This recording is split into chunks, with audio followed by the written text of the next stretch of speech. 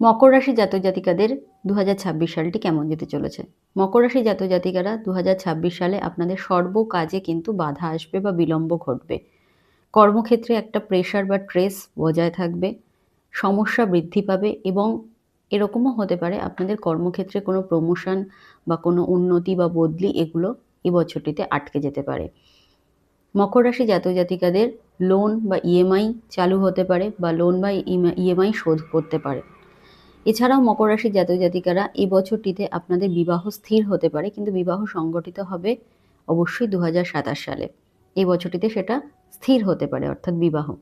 এবং মকর রাশির জাতক জাতিকারা যে কোনো রকম রিসার্চ ওয়ার্কের সাথে যুক্ত হতে পারেন অক্টোবর মাসের পর থেকে। এবং মকর রাশির জাতক জাতিকাদের এ বছরটিতে অবশ্যই মানসিক অস্থিরতা বা মানসিক চাঞ্চল্য বৃদ্ধি পাবে। মকর রাশির জাতক জাতিকারা কি করবেন? অবশ্যই যে কোনো শক্তি মন্দির বা দক্ষিণাকালীর মন্দিরে প্রত্যেক মঙ্গলবার দিন একটি নারকেল প্রদান করুন।